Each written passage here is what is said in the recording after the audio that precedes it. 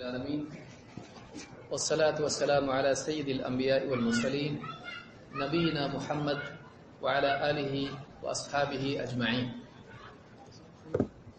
اما بعد، قال اللہ تبارک وتعالی والذین جاہدوا فینا لنہدینہم سبلنا. میرے محترم دینی بھائیوں اور قابل احترام اور بہنوں، دین کی مجالس میں بیٹھنا بلا شبہ یہ ایک اعتبار سے لذت کا ذریعہ بھی ہے، لیکن جسمانی اعتبار سے اس میں مشقت ہے. اور گھنٹوں بیٹھنا، اور خاص طور سے جب کہ زمین پر بیٹھنے کی عادت نہ ہو، جیسا کہ مجھ کو بتایا گیا اس سے پہلے جتنے پروگرامز ہوئے ہیں یہ کلاس روم میں ہوتے تھے، اور عام طور سے آج لوگوں کو عادت نہیں اس طرح سے بیٹھنے کی زیادہ دیر تک. تھوڑی دیر آدمی بیٹھ سکتا ہے، تو ایسی مجالس تھوڑا مشکل ہو جاتی ہے اور بدن آدمی کے دل کا ساتھ نہیں دیتا ہے. لیکن یاد رکھیں کہ اللہ کی خاطر، دین کے لیے ایک انسان اگر نفس کے خلاف مجاہدہ کرتا ہے، تکلیف اٹھاتا ہے، تو یہ اس کے لیے سعادت اور ہدایت کا ذریعہ ہے. اللہ رب العالمین نے قرآن کریم میں فرمایا والذین جاہدوا فینا لنہدینہم سبلنا، جو ہماری خاطر مجاہدہ کرتے ہیں تو ہم ان کو اپنی راہوں کی ہدایت نصیب کرتے ہیں. تو اس آیت سے ایک بات یہ سمجھ میں آتی ہے، یہ مکی آیت ہے جبکہ جنگ فرض نہیں ہوئی تھی، قتال فرض نہیں ہوا تھا، یہ مکی آیت ہے. تو اس سے معلوم ہوتا ہے کہ جو انسان اللہ کی خاطر نفس کے خلاف مجاہدہ کرتا ہے، تکلیف اٹھاتا ہے، تو اللہ تعالیٰ اس کو ہدایت دیتا ہے. ہدایت مجاہدے کے بقدر ہوتی ہے. جس قدر انسان مجاہدہ کرتا ہے اللہ کی رضا کے لیے، اس قدر اللہ کی طرف سے اس کو ہدایت ملتی ہے. اسی لیے انسان کا دینی دروس سے انتفاع اس کے اخلاص، اس کے حسن استماع اور مجاہدہ جو ہوتا ہے اس کے مطابق ہوتا ہے. تو تھوڑی تکلیف برداشت کر لیں. کوئی آدمی نیا آیا ہوگا تو سوچے گا اس شام میں بیٹھے پھر بیٹھے پھر بیٹھ رہے ہیں، یہ ختم کب ہوگا؟ تو بلا شبہ واقعی یعنی بہت ہی بڑی چیز ہے کہ آپ لوگ اتنے سکون سے بیٹھے ہیں. میرے لیے تو بہت آسان ہے اس طرح سے بیٹھنا، لیکن کوئی اور صورت تو دکھائی نہیں دیتی، ایسی ہی ترتیب ہے. لیکن آپ کا یہ مجاہدہ اللہ تعالیٰ اس کو قبول فرمائے اور ہم سب کے اس بیٹھنے کو ہمارے لیے ہدایت، نجات اور سعادت کا ذریعہ بنائیں. یحییٰ ابن ابی کثیر صحیح مسلم کی روایت میں سے ہیں، اور امام مسلم نے اس کو صحیح مسلم میں ذکر کیا ہے. ان کا قول کہتے ہیں لا يطلب العلم براحت، لا يستطاع العلم براحت الجسم، علم جسم کی راحت کے ساتھ حاصل نہیں کیا جاتا. ہم لوگ تو بیٹھ کے حاصل کر رہے ہیں، لیکن ہمارے اسلاف اونٹ پر بیٹھ کے گئے.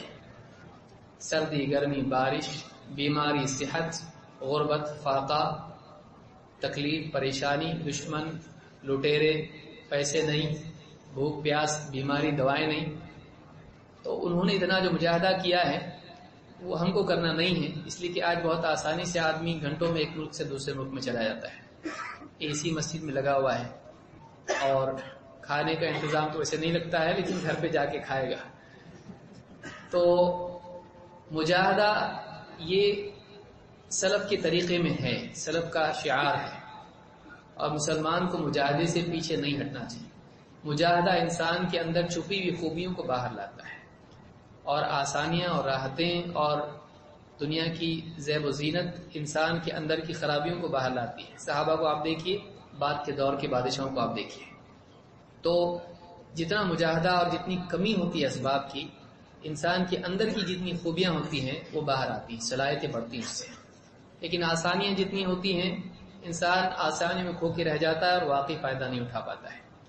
تو نفس کے خلاف مجاہدہ یہ بھی ایک خیر کی چیز ہے.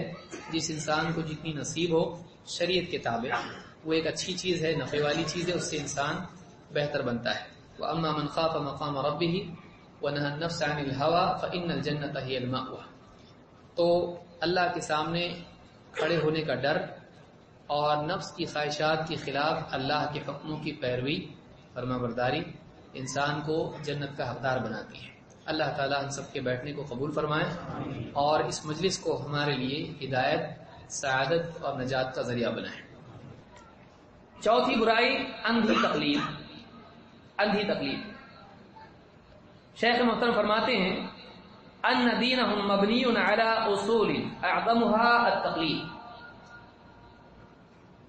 اہل جاہلیت کے دین کی بنیاد جن اصولوں پر تھی ان میں سب سے بڑا اصول اندھی تقلید تھا۔ وهو القاعدة الكبرى لجميع الكفار اولهم واخرهم كما قال تعالى وكذلك ما ارسلنا من قبلك في قرية من نذير الا قال مترفوها انا وجدنا آباءنا على امة وانا على آثارهم مقتدون۔ اہل جاہلیت کا دین جن اصولوں پر قائم تھا ان میں سب سے بڑی چیز تقلید تھی۔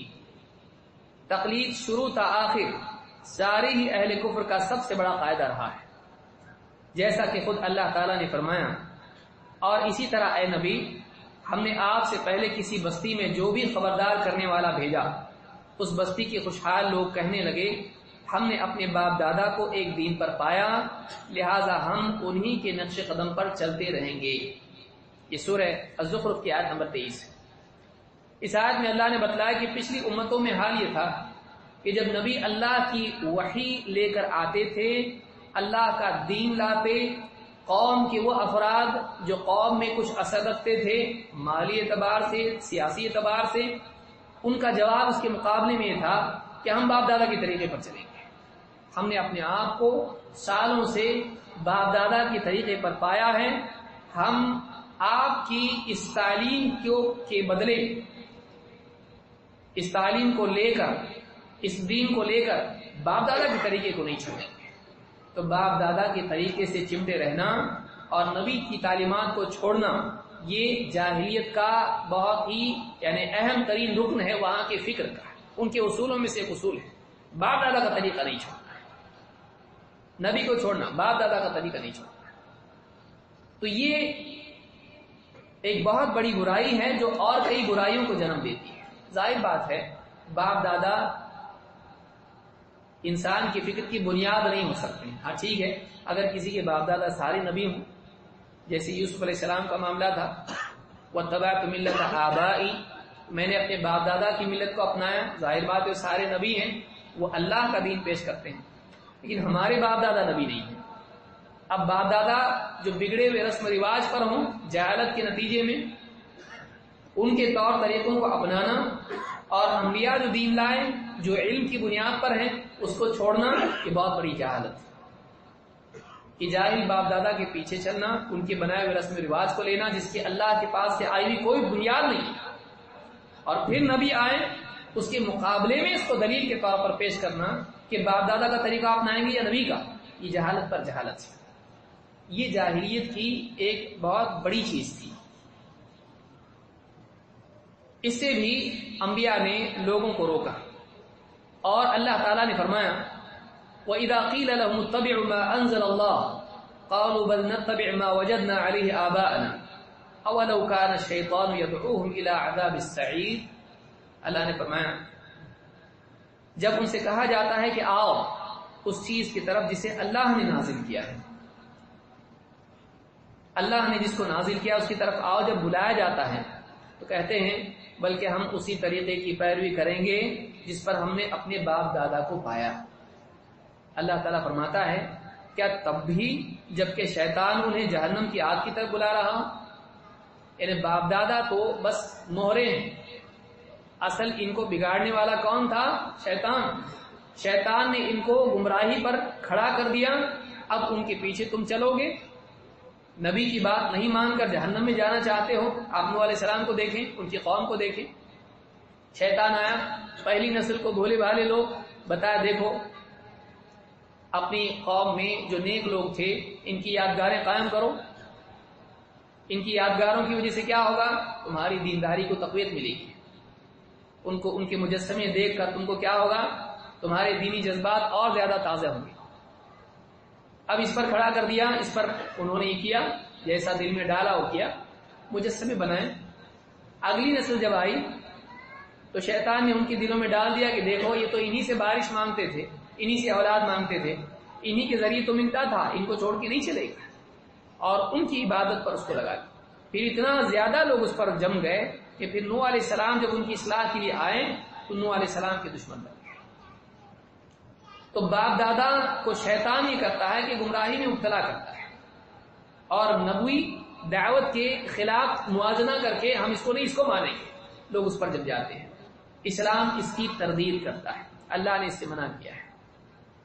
وحی کے مقابلے میں آبا و اجداد کو دلیل نہیں بنایا جائے گا، وہ لوگ بناتے تھے۔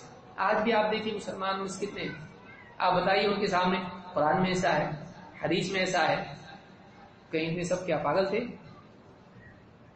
باپ دادا ہمارے کیا جاہل تھے، پاگل تھے؟ وہی آدمی جو باپ دادا کھیتی باڑی کرتے تھے آج انجینئر بن رہا ہے، باپ دادا کیسے کپڑے پاجامہ پہنتے تھے آج یہ جینس پینٹ پہنتا ہے، باپ دادا کی دنیا معاملات میں پیروی نہیں کرتا ہے جس میں وہ جانکار تھے، جس میں تجدید کی گنجائش ہے، جس میں بدعت بری نہیں ہے، ٹیکنالوجی بڑھتی چلی جائے نہیں آئے اس میں کوئی مسئلہ نہیں، لیکن دین کے معاملات میں جہاں وہ جاہل ہیں، مرتے مرتے بول کے مرے تو مرتے دم تک کرتا ہے۔ میرے بعد چراغ جلانا درگاہ پر، میرے بعد 11ویں کرنا، میرے بعد 12ویں منانا 12 ربیع الاول کو، تو باپ دادا کے بولنے کی وجہ سے پابندی سے کرتا ہے، اور دلیل اس کے خلاف دی جائے تب بھی آنکھیں بند کر لیتا ہے، اور ممکن ہو تو کان بھی بند کر لیتا ہے۔ لیکن باپ دادا کو حجت بناتا ہے، باپ دادا کرتے آئے غلط کیسے ہو سکتا ہے؟ اور اگر باپ اور دادا دونوں مل کے کہیں بیوی کو طلاق دے دیں، اپنی پراپرٹی میں سے یا جو تو کماتا ہے اس میں سے آدھا ہم کو دے دیں تو نہیں دیتا ہے، لیکن دین کے معاملات میں باپ دادا کا حکم آتا ہے، جبکہ معاملہ بالعکس ہونا چاہیے۔ دین کے معاملات میں انبیاء کی بات، نبی کی بات مانی جائے گی، شریعت کی بات مانی جائے گی، دنیا کے معاملات میں ماں باپ کی فرمانبرداری کریں۔ تو یہ الٹا معاملہ ہے، اسلام نے اس کی نفی کی ہے۔ اسلام نے بتلایا کہ وحی کی پیروی کی جائے گی، وحی کے بالمقابل باپ دادا کو حجت نہیں بنایا جائے گا، اور یہ جہالت ہے، اور واقعی کوئی بھی آدمی دنیا کا 100% ایسا کرتا بھی نہیں ہے۔ جیسی اس کی خواہش کا معاملہ آ جائے، باپ ماں دادا دادی سب کے خلاف، نانا نانی کے بھی خلاف ہو جاتا ہے، جیسے اس کی اپنی ذات پر ضرب پڑتی۔ لیکن دین کے معاملات میں ایک دم جیسے قرآن کی بات ہو باپ دادا کی بات کی پیروی کرتا ہے۔ اسلام یہ نہیں ہے، اسلام یہ نہیں ہے، اس سے اللہ تعالیٰ نے منع کیا ہے۔ اور باپ دادا کے ایسے معاملات میں ماننا جو نبی کی بات کے خلاف ہوں، یہ ایسا ہے جیسے شیطان کی بات پر چلنا اور جہنم میں جانا، یہ جہنم میں جانے کا راستہ ہے۔ اللہ تعالیٰ نے اس سلسلے میں کیا کہا؟ شیخ فرماتے ہیں فَأَتَاهُمْ بِقَوْلِهِ قُلْ إِنَّمَا أَعِدُكُمْ بِوَاحِدَةٍ أَن تَقُومُوا لِلَّهِ مَثْنَىٰ وَفُرَادَىٰ ثُمَّ تَتَفَكَّرُوا مَا بِصَاحِبِكُم مِّن جِنَّةٍ۔ اللہ تعالیٰ نے فرماتے ہیں کہ اللہ تعالیٰ نے ان سے فرمایا، اے نبی آپ فرما دیجیے میں تمہیں ایک بات کی نصیحت کرتا ہوں، وہ یہ کہ تم اللہ کی خاطر دو مل کر یا اکیلے طلب حق کے لیے قائم ہو جاؤ، کھڑے ہو جاؤ، پھر غور کرو تمہارے ساتھی یعنی نبی صلی اللہ علیہ وسلم کو جنون نہیں ہوا ہے۔ یہاں پر شیخ محترم فرمانا چاہتے ہیں کہ اندھی تقلید کے مقابلے میں اللہ تعالیٰ نے غور و فکر کی دعوت دی ہے۔ اندھی تقلید کیا ہے؟ آنکھ بند کر کے کسی کے پیچھے چلنا۔ ایک آدمی اگر اندھے کے پیچھے چلے گا، اگر اندھا گڑھے میں گرا تو یہ بھی گرے گا۔ بعض گاؤں کے لوگوں نے ہم کو بتلایا کہ اگر آپ گاؤں میں ہوں اور بکریاں آپ کے پاس ہوں، اگر بکری کے سامنے آپ پہلی بکری کے سامنے ایک لکڑی ایسی کریں وہ کود کے جائے تو پچھلی بکریاں بھی کود کی جاتی، چاہے لکڑی ہٹا دو آپ، ان کا اپنا تجربہ ہے۔ ایسا اگر آدمی ہو جائے کہ وہ سوچے سمجھے بغیر لوگوں کے پیچھے چلنے لگ جائے، یہ مصیبت کی جڑ ہے۔ اللہ تعالیٰ نے غور و فکر کی دعوت دی۔ اللہ نے مشرکین سے کہا کہ تم کھڑے انفرادی سطح پر تنہا یا مل کر حق کے فہم کے لیے، غور و فکر کے لیے قائم ہو جاؤ، کھڑے ہو جاؤ اللہ کے لیے اور سوچو، غور کرو۔ اگر آدمی غور کرنے کے لیے تیار ہو تو حق واضح ہوتا ہے، اگر غور کرنے کے لیے تیار نہ ہو تو حق واضح نہیں ہوتا ہے۔ لہذا انسان کو چاہیے کہ وہ حق کو سنے اور اس میں غور کرے۔ وَقَالُوا لَوْ كُنَّا نَسْمَعُ أَوْ نَعْقِلُ مَا كُنَّا فِي أَصْحَابِ السَّعِيرِ۔ جہنمی کہیں گے کاش کہ ہم سنتے حق بات کو اور ہم غور کرتے تو ہم جہنمی نہیں بنتے۔ آدمی نہ سننے کے لیے تیار ہوتا ہے نہ غور کرنے کے لیے، اور نتیجے میں ہوتا ہے کہ وہ جہنمی بن جاتا ہے۔ تو یہ بھی ایک برائی میں تھی کہ آنکھ بند کر کے باپ دادا کے پیچھے چلتے تھے اور اللہ کی طرف سے آئے ہوئے حق پر غور کرنے کے لیے تیار نہیں تھے۔ بات پہ غور تو کر، غور اگر کرے گا حق واضح ہوگا۔ لہٰذا یہ چیز ان کی برائی تھی۔ انشاءاللہ مزید اور باتیں ہم نماز کے بعد دیکھیں گے۔ اقول هذا استغفر الله لي ولكم۔ پچھلی مجلس میں ہم نے دیکھا کہ اللہ رب العالمین نے باپ دادا کی پیروی اندھی تقلید کے مقابلے میں لوگوں کو غور و فکر کی دعوت دی۔ اللہ تعالیٰ نے فرمایا قل انما اعدکم بواحدہ، اے نبی آپ کہیے میں تمہیں ایک بات کی نصیحت کرتا ہوں، ان تقوموا للہ، کہ تم اللہ کی خاطر کھڑے ہو۔ علماء نے کہا یہاں پر امام قرطبی نے یا دوسرے علماء نے کہا ابن الجوزی وغیرہ نے کہا یہاں کھڑے ہو کا مطلب یہ نہیں کہ کھڑے ہو جاؤ پاؤں پر، تقوم کا مطلب یہاں پر ہے کہ تم اللہ کے لیے آمادہ ہو جاؤ۔ ان تقوموا للہ مثنى وفرادى، دو دو یا اکیلے اکیلے تم کھڑے ہو جاؤ، یعنی مذاکرہ ہو یا پھر تنہا غور و فکر ہو، تم ایسا کرو اللہ کے لیے۔ ثم تتفکروا، پھر غور کرو، پھر غور و فکر کرو۔ ما بصاحبکم من جنہ، تمہارے جو صاحب ہیں، تمہارے جو ساتھی ہیں محمد صلی اللہ علیہ وسلم، جو تمہارے درمیان رہے ہیں، تم ان کو جانتے ہو، ان کے کردار کو، ان کے افکار کو، ان کے تقوی کو، ان کی نیکی کو تم جانتے ہو، ان کے اخلاق تم جانتے ہو، ان کی سوجھ بوجھ کو تم جانتے ہو۔ ما بصاحبکم من جنہ، تمہارے ساتھی مجنون نہیں ہیں، دیوانے نہیں ہیں، کیونکہ تم ان کو جانتے ہو۔ تو اللہ تعالیٰ نے ان کو اپنے اس قول پر غور کرنے کی دعوت دی کہ تم جس انسان کو مجنون کہتے ہو صرف اس لیے کہ وہ تمہارے سماج سے ہٹ کے ایک بات پیش کر رہا ہے، توحید کی بات کر رہا ہے شرک کے ماحول میں، اس انسان کو اس سے پہلے تم سمجھدار مانتے تھے، اس انسان کو اس سے پہلے تم بااخلاق مانتے تھے۔ اخلاق اور سمجھداری مجنون کا طریقہ نہیں ہوتا ہے، تو تم ان کو ایک طرف مجنون بھی کہتے ہو اور ساری غلط حرکتیں تمہاری ہیں، ظلم و زیادتی، مسخرہ پن اور سب کچھ، اور یہ نبی وقار کے ساتھ ہے، تو مجنون کون ہے؟ غور کرو۔ ثم تتفکروا ما بصاحبکم من جنہ، پھر اس نبی کی تعلیمات دیکھو، اس کا عمل دیکھو، اس کا صبر دیکھو، اس کا برداشت دیکھو، اس کے اخلاق دیکھو، تو اس کی استقامت دیکھو، اس کی حرکتیں، اس کے آداب، ڈسپلن لائف دیکھو، پابند منظم زندگی دیکھو۔ ما بصاحبکم من جنہ، تمہارے ساتھی مجنون نہیں۔ اللہ تعالیٰ نے غور کرنے کے لیے کہا، غور و فکر انسان کے لیے نئے علوم کے دروازے کھولتی ہے۔ غور و فکر کرنا انسان کے لیے نئی معرفت پیدا کرتا ہے، ایسی چیزیں جو چھپی ہوتی ہیں آدمی کے سامنے آتی ہیں، اور یہ عقل مندوں کا طریقہ ہے۔ اللہ تعالیٰ نے قرآن کریم میں بھی سورہ آل عمران میں عقل مندوں کا طریقہ بتایا کہ وہ غور و فکر کرتے ہیں۔ خیر، تو یہاں پر اللہ تعالیٰ نے غور و فکر کے لیے کہا۔ اس کے بالعکس دوسرا طریقہ کیا ہے؟ ایک انسان باپ دادا کے پیچھے بغیر غور کیے عمل کرتا رہے، جیسا انہوں نے کیا ویسا بھی کرتا رہے۔ تو یہ چیز جاہلیت کے لوگوں میں تھی، اسلام میں اس کے لیے گنجائش نہیں ہے۔ اللہ تعالیٰ نے قرآن کریم میں فرمایا اتبعوا ما انزل الیکم من ربکم ولا تتبعوا من دونه اولیاء قلیلا ما تذکرون، تم اسی چیز کی پیروی کرو جو تمہارے رب کی طرف سے تمہارے پاس تمہاری طرف نازل ہوئی ہے، اور اس کی بجائے اپنے اولیاء، سرداروں، کارسازوں کی پیروی نہ کرو، تم بہت کم نصیحت قبول کرتے ہو۔ دو چیزیں ہیں، ایک تو یہ کہ ایک انسان اپنے قبیلے کے سردار یا جن کو وہ بڑا سمجھتا ہے، جس کے بارے میں اس کی نگاہ میں عظمت کا مقام ہے، ایک تو یہ کہ ان کے پیچھے چلے، دوسرا یہ کہ وہ اللہ کی وحی کے اوپر چلے، وحی کی پیروی کرے۔ اللہ نے فرمایا وحی کی پیروی کرو، اس کے بالمقابل اپنے جو بڑے سردار، اولیاء، سرپرست ہیں ان کے پیچھے مت چلو۔ قلیلا ما تذکرون، تم نصیحت نہیں مانتے ہو، عموماً تمہارا طریقہ کار یہی ہے، نصیحت کرنے کے باوجود اس سے فائدہ نہیں اٹھاتے ہو۔ اس کی ایک وجہ یہ بھی ہے کہ تم آنکھ بند کر کے اپنے سرداروں کے پیچھے چل رہے ہو۔ اس آیت سے بات معلوم ہوتی کہ اصل اتباع وحی کی ہے، اسی لیے اللہ نے کیا کہا، اتبعوا ما انزل الیکم من ربکم، تمہارے رب کی طرف سے جو تمہارے لیے نازل ہوا ہے، تمہاری طرف نازل ہوا ہے، اس کی پیروی کرو۔ تو اس سے معلوم ہوتا ہے کہ اصل اتباع، اصل مقصود پیروی کرنا، فالو کرنا، یہ وحی کی ہے۔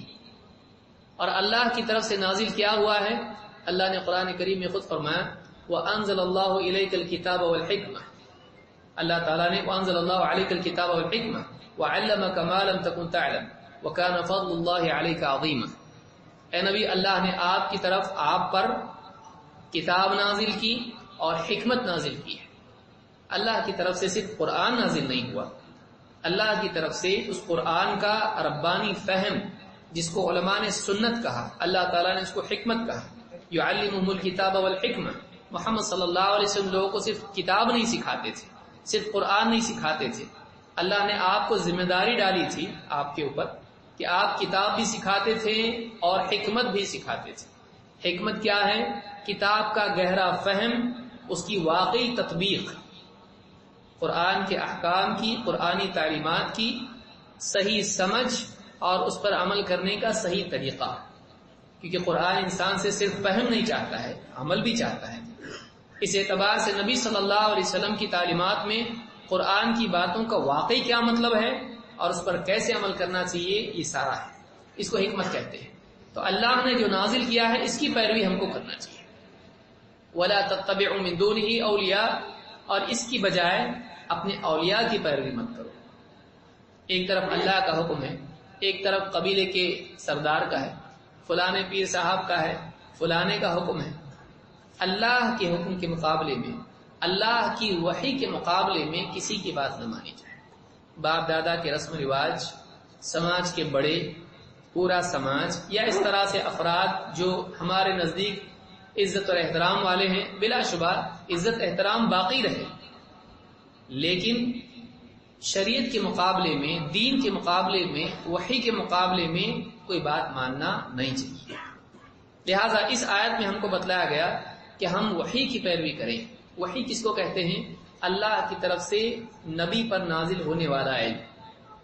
اللہ کی طرف سے نبی کے پاس جو علم نازل ہوا وہ وحی، وہ ہر ایک کو اللہ تعالیٰ نہیں دیتا ہے، نبیوں کو اللہ تعالیٰ دیتا ہے۔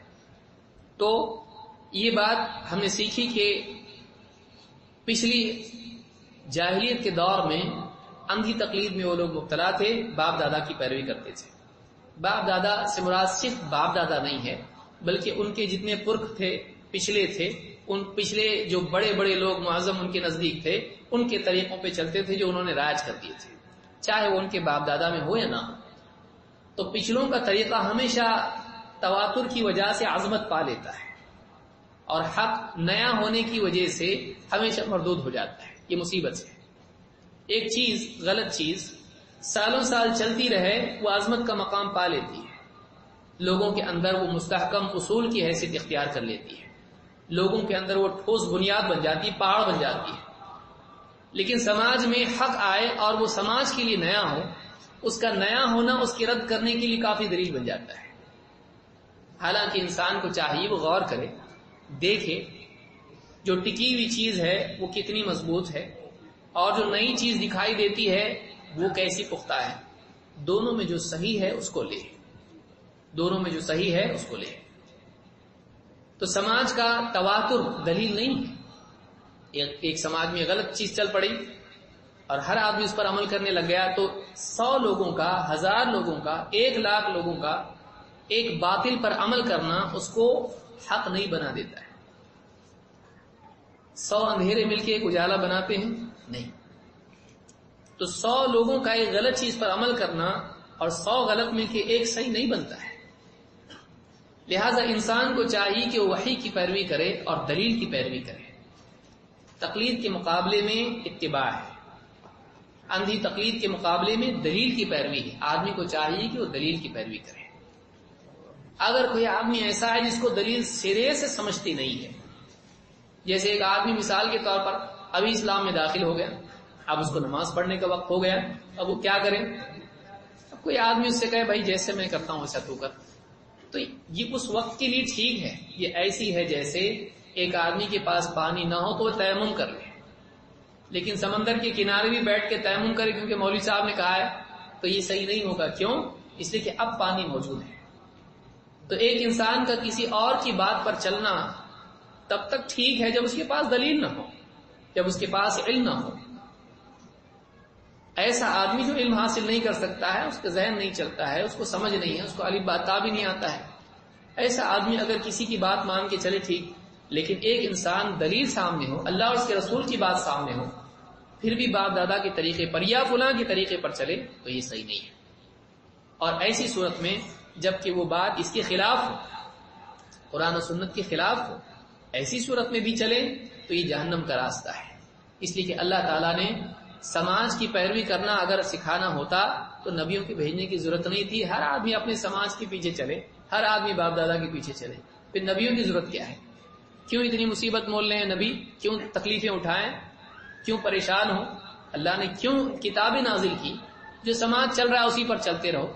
مقصود یہ ہے کہ انسان فَإِمَّا يَأْتِيَنَّكُم مِّنِّي هُدًى، جب میری طرف سے اگر تمہارے پاس ہدایت آئے تو جو اس ہدایت کی پیروی کرے گا اس پر کوئی خوف نہیں، وہ غمگین نہیں. تو ہدایت کی جو پیروی ہے پہلے دن سے اللہ نے بتلا دیا تھا، میری طرف سے ہدایت آئے گی تم کو اس کی پیروی کرنی پڑے گی. ہدایت اللہ کی طرف سے آتی ہے. قُلْ إِنَّ هُدَى اللَّهِ هُوَ الْهُدَى، کہو کہ ہدایت وہی جو اللہ کی ہدایت ہے، لوگوں کی بنائی ہوئی ہدایت نہیں ہوتی ہے. انسان وحی کا محتاج ہے، عقل وحی کا بدل نہیں ہے. عقل وحی کی محتاج ہے. ہاں عقل مفید ہے، لیکن وہ ایسے ہی ہے جیسے ایک انسان کو آنکھ ہو لیکن اندھیرا ہو، تو آنکھ ہونے کے باوجود دکھتا نہیں ہے، اندھا ہے، اس کی بینائی نہیں ہے، نہیں دکھائی دیتا ہے. لیکن اگر ایک انسان کے پاس آنکھ ہو تب بھی ضروری نہیں کہ دکھے گا، اگر اندھیرا ہوگا تو اس کو بھی نہیں دکھے گا. کیوں؟ خارجی نور نہیں ہے. لہذا اللہ کی طرف سے آنے والی وحی وہی خارجی نور ہے جس کے بغیر انسان کے پاس عقل کی بینائی ہو تب بھی وہ اندھا ہے، تب بھی وہ گڑھے میں گرے گا. لہذا انسان کو چاہیے کہ وہ اپنی عقل پر اعتماد نہ کرے، کسی اور کی عقل پر اعتماد نہ کرے، بلکہ وہ اللہ کی طرف سے آئے ہوئے علم کو اپنائے، اپنی عقل کو استعمال کرے اس کے سمجھنے میں، نہ کہ اس کا مقابلہ کرنے کے لیے، نہ کہ اس کا بدل بنانے کے لیے. آج کل بہت سارے لوگ ہیں سائنس کے اتنے زیادہ پیروکار ہیں کہ حدیثوں کا انکار کر دیا، قرآن کی آیتوں میں شک کرنے لگ گئے، دنیا کی پڑھائی اتنی آگے نکل گئے کہ وحی سے بھی آگے چلے گئے، اس سے بھی اپنے آپ کو اوپر اٹھا لیا. قرآن کی آیتوں کا انکار، حدیثوں کا انکار، سیرے سے پوری حدیثوں کا انکار. تو یہ ساری مصیبت ہے اور اللہ تعالیٰ نے اس سے منع کیا ہے. وحی کی پیروی کرنا ہے، سمجھ میں آنا شرط نہیں، سمجھ میں آئے گا تو کریں گے نہیں تو نہیں، ایسا بھی نہیں ہے. ہر بات آپ کو سمجھ میں آئے ضروری ہے. اللہ آپ کی سمجھ کا پابند نہیں ہے، آپ اللہ کے حکم کے پابند ہیں، ضروری نہیں ہے. بعض لوگ یہ سمجھتے ہیں کہ اگر علت معلوم نہ ہو تو کیسے، ہم کو معلوم ہونا چاہیے. بہت سارے لوگوں کو داڑھی کیوں نہیں کاٹنا چاہیے، وجہ بتاؤ. وجہ ایک ہی ہے، اللہ کے نبی صلی اللہ علیہ وسلم نے داڑھی بڑھانے کا حکم دیا، کم کرنے کا نہیں. سری نماز آہستہ کیوں پڑھتے ہیں، زور سے کیوں نہیں پڑھتے ہیں، اور جہری کیوں ایسی پڑھتے ہیں، وجہ بتاؤ. وجہ بتانا آپ کا کوئی پابند نہیں ہے کہ آپ کو حکم سنو، وجہ بتاؤ آپ کون ہوتے ہیں. وجہ ہے لیکن ضروری نہیں. اللہ نے کچھ چیزوں کی وجہ نہیں بتائی، اللہ پابند ہے آپ کا کہ بتائے ہر چیز کی. کہیں بتایا بھی لعلکم تتقون جیسے صوم میں روزے میں ہے، لیکن کہیں نہیں بھی بتایا. اللہ تعالیٰ پابند نہیں ہے، رسول پابند نہیں کہ ہم کو ہر چیز کی علت، وجہ، اس کی حکمت بتائے. ڈاکٹر آپ کو بتاتا ہے یہ دوا کھاؤ گے تو یہ ہوگا، یہ دوا سر میں جائے گی، یہ پیٹ میں جائے گی، کان کی دوا، یہ ناک کی دوا، نہیں بتاتا ہے یہ دوائی کھاؤ انشاءاللہ ٹھیک ہو جاؤ گے. آپ پوچھتے ہیں اس سے ایسے کیسے ہوگا، ویسے کیوں ہوگا، یہ چھوٹی دوا بڑی بیماری کے لیے اور بڑی دوا چھوٹی بیماری کے لیے، ایسا کیوں؟ آپ نہیں پوچھتے. آپ کیا کرتے ہیں، ڈاکٹر صاحب کو زیادہ معلوم ہے، ہم کو کیا معلوم ہے. اللہ تعالیٰ سب سے زیادہ جانتا ہے، بندوں میں رسول سب سے زیادہ جانتے ہیں، تو ہم کو اعتماد کرنا چاہیے. لہذا عقل کی غلامی بعض اوقات انسان کو ذلت کے گڑھوں میں گراتی ہے. ہاں حکمت معلوم کرنا اچھی چیز ہے، اس کی لیکن ایک حد ہے. حکمت معلوم کرنے میں فرار اختیار کرنے کا بہانہ نہیں ہونا چاہیے. حکمت معلوم کرنے میں عمل میں پختگی کا سبب اس کو بنانا چاہیے. تو یہ ساری چیزیں مصیبت کی جڑ ہیں. اندھی تقلید نہیں ہونا چاہیے، اور اتنا بھی زیادہ آدمی عقل چلانے نہ لگے، غور و فکر نہ کرنے لگے کہ واقعی جو احکام ہیں اس سے بھی فرار اختیار کرے. یہ دونوں چیزیں مصیبت ہیں.